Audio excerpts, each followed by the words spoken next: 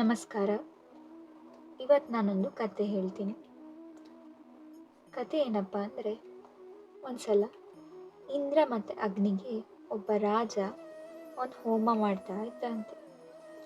ಆಗ ಇಂದ್ರ ಮತ್ತು ಅಗ್ನಿಗೆ ಅವನನ್ನು ಪರೀಕ್ಷಿಸುವ ಇಚ್ಛೆ ಆಯ್ತಂತೆ. ಅದಕ್ಕೆ ಇಂದ್ರ ಹದ್ದಿನ ರೂಪದಲ್ಲಿ, ಅಗ್ನಿ ಪಾರಿವಾಳ ರೂಪದಲ್ಲಿ ರೂಪಾಂತರ ಆಗಿ ಪಾರಿವಾಳವನ್ನು ಹದ್ದಿನ ರೂಪದಲ್ಲಿದ್ದ ಇಂದ್ರ ಅಟ್ಟಿಸ್ಕೊಂಡು ಹೋಗ್ತಾನಂತೆ. ಆಗ ಪಾರಿವಾಳ ಯಜ್ಞ ಮಂಟಪದಲ್ಲಿ ಯಜ್ಞ ಮಾಡ್ತಾ ಇದ್ದ ರಾಜನ ಮೇಲೆ ಕೂತ್ಕೊಂಡು ತನ್ನನ್ನು ಹದ್ದಿನಿಂದ ರಕ್ಷಿಸು ಅಂತ ರಾಜನನ್ನು ಕೇಳಿಕೊಳ್ತದಂತೆ.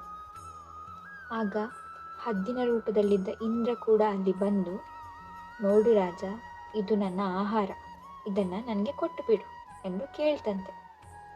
ಆಗ ರಾಜ ಹದ್ದಿನ ಕೋರಿಕೆಯನ್ನು ನಿರಾಕರಿಸಿ, ನೋಡು, ಈ ಪಾರಿವಾಳ ನನ್ನಿಂದ ರಕ್ಷಣೆ ಬಯಸಿ ಬಂದಿದೆ. ನಾನು ಕ್ಷತ್ರಿಯ, ಆದ್ದರಿಂದ ಕ್ಷತ್ರಿಯ ಧರ್ಮದ ಪ್ರಕಾರ ಇದಕ್ಕೆ ರಕ್ಷಣೆ ಕೊಡುವುದು ನನ್ನ ಕರ್ತವ್ಯ. ಬೇಕಿದ್ದಲ್ಲಿ ಈ ಪಾರಿವಾಳದ ಬದಲಾಗಿ ನನ್ನ ಮಾಂಸನೇ ಕೊಡ್ತೇನೆ ಅಂತ ಹೇಳ್ತಾನಂತೆ. ಆಗ ಹದ್ದಿನ ರೂಪದಲ್ಲಿದ್ದ ಇಂದ್ರ ರಾಜನ ದೇಹದಿಂದ ಪಾರಿವಾಳದ ತೂಕದಷ್ಟೇ ಮಾಂಸ ನನಗೆ ಬೇಕು ಅಂತ ಹೇಳ್ತಾನಂತೆ.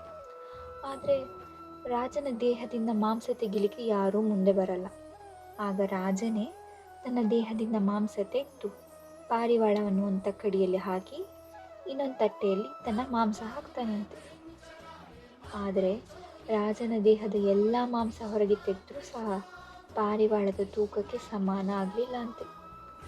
ಆಗ ರಾಜ ಆ ತಕ್ಕಡಿಯಲ್ಲಿ ಕುಳಿತುಕೊಂಡು ಬಿಡ್ತಾನಂತೆ. ಅಂದರೆ ತನ್ನ ಪೂರ್ತಿ ದೇಹವನ್ನೇ ಹದ್ದಿಗೆ ಅರ್ಪಿಸಿ ಬಿಡ್ತಾನಂತೆ. ಆಗ ರಾಜನ ಈ ತ್ಯಾಗವನ್ನು ನೋಡಿ ಸಂತೋಷದಿಂದ ಇಂದ್ರ ಮತ್ತು ಅಗ್ನಿ ತನ್ನ ನಿಜ ರೂಪದಲ್ಲಿ ಬದಲಾಯಿಸ್ತಾರಂತೆ. ಆಮೇಲೆ ಎಲ್ಲ ದೇವತೆಗಳು ರಾಜನನ್ನು ಸದಾ ನಿನ್ನ ಸಂತತಿಯವರು ನಿನ್ನನ್ನು ತ್ಯಾಗರಾಜ ಅಂತ ನೆನೆಸಲಿ ಅಂತ ಆಶೀರ್ವಾದ ಕೊಡ್ತಾರಂತೆ. ನಿಮಗೆ ಗೊತ್ತಾ, ಈ ತ್ಯಾಗಮೂರ್ತಿ ರಾಜನ ಹೆಸರು?